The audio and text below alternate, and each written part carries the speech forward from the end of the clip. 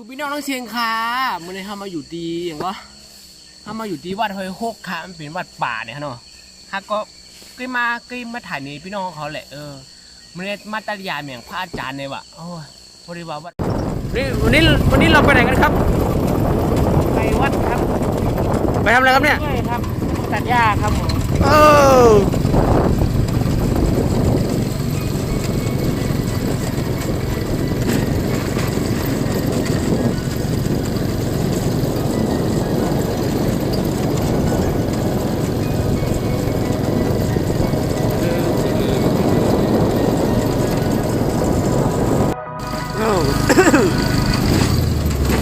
เราเจอพระอาจารย์แล้ว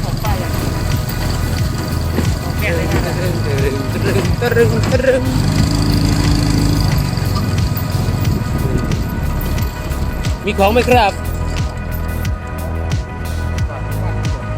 โอ้ครับบาทเนี่ยนะครับบาท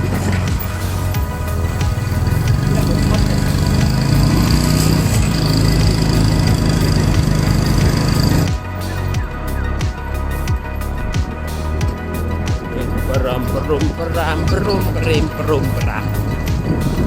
อไหร่เขาจะมาตัดหญ้าให้พระอาจารย์เราจะตัดหญ้าให้พระอาจารย์นี่ทางเข้าวัดครับเร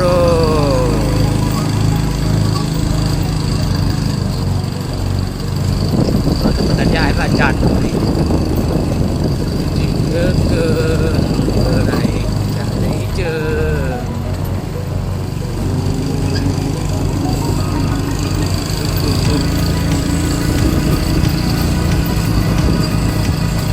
ร่มรื่นเรา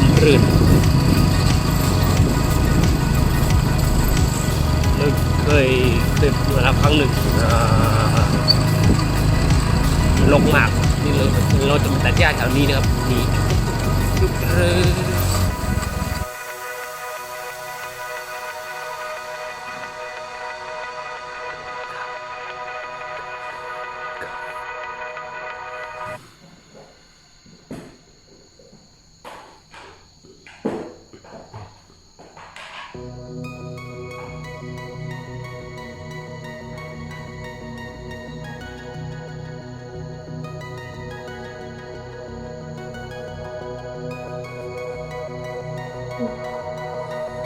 เมื่อวานผู้นายมาเกตเขาบอกเลยไปที่สวนไปขุดใบนั่นเลยไม่มา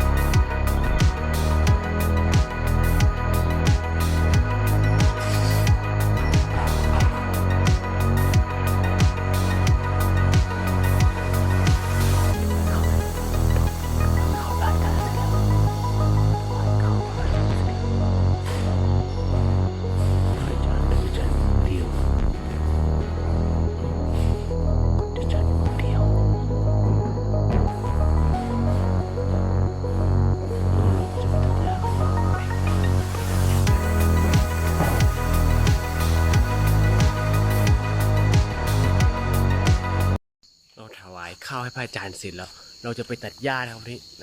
มันจะตัดหญ้าบริเวณวัดอาจารย์บอกว่าหญ้ามันขึ้นรกมากไปเราไปดูเครื่องตัดหญ้ากันเรามาจากที่บ้านเครื่องนึงแล้วก็เอามาที่นี่อีกเครื่องนึงมาดูเครื่องตัดหญ้ามีเปล่าครับโอ้โหพระอาจารย์เตรียมไว้ให้แล้วครับอย่างเอ็มแล้วครับโอ้โหใบมีดนี่ใช้ไม่ไล่เลยครับใหญ่มากเลยครับเครื่องพันปีในกลุ่มเก่าเต็มเบอร์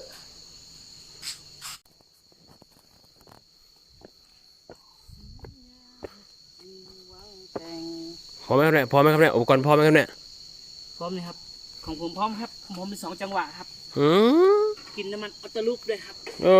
4 ทีครับ4 ที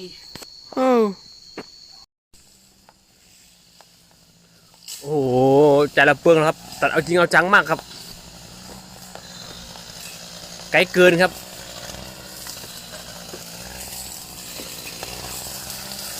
โอ้โหครับขยันเกินครับโอ้โห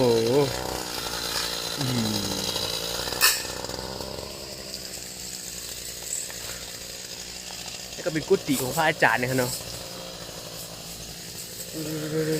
ดึง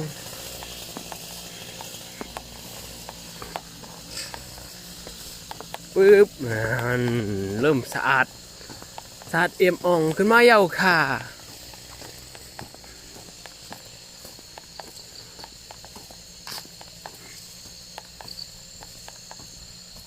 ดึงแล้วก็เต้นรอบๆค่ะอันเป็นกุฏิใหญ่ค่ะอันนี้ก็เป็นเจ้าพระเนี่ยเนาะต้องเห็นประหกมันตัดไว้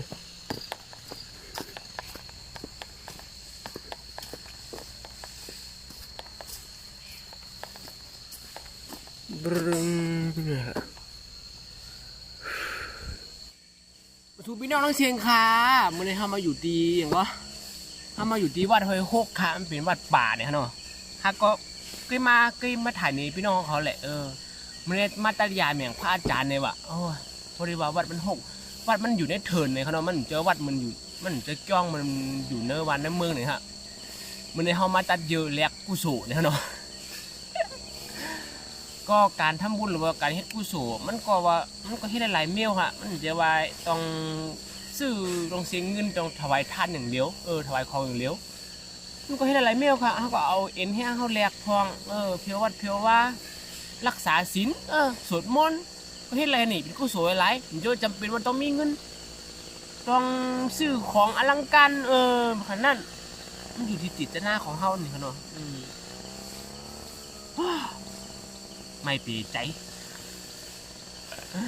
มันมาได้ก่อค่ะ2ก่อค่ะมัน6วัดมันเยอะมัน6นะเนี่ยเนาะผ้าใจมันก็อยู่ป้าเร็วเลยค่ะที่ขาล่มอย่างที่ขานี้มากกันเนี่ยถวายเขาเยอะก็ห้องก็มาตัดยืมอย่างผ้าจานของคนกูโศก็ไล่ไส้ก็เต็มเลยครับอ่ะไม่ได้แหละก็รีอยู่มันเนี่ยรีอยู่เพื่อนหลายๆกันเนี่ยว่าตัดยาเหมือนคนในกูสูจอมนี่เสียงคือตัดยาน่ะมันเป็นมันอยู่วัดในอยู่ดีวันห้วยหกเลยขนาดวันห้วยหกอำเภอวิเหงจังหวัดเชียงใหม่เนี่ยขนาดมันได้อยู่ตั้งหลังหมู่บ้านห้วยหกครับมันจะอยู่ในหมู่บ้านห้วยหกนะพอมาถึงหมู่บ้านห้วยหกเนี่ยเลยมาในอินมันจะมีป่าฮิวมันอยู่ตั้งหลังป่าฮิวค่ะเป็นพระอาจารย์เป็นเดินทุดงมาจากอย่างก็อีสานเนี่ยครับดอกบอกไม่ไหลป้าค่ะแต่เร็วคนอยู่ป้าเร็วไว้ค่ะคนที่ฉันเขาก็ฉันมือเลี้ยวไว้ค่ะฉันมือกลางนายก็มือเลี้ยวนะเพราะว่ามันเป็นวินัยของคนเนาะคนรักษาศีลเข่งขัดเนี่ยเนาะเนื้อถึงเนื้อคืออะไรค่ะกุศลมาผักพี่น้องเขาค่ะ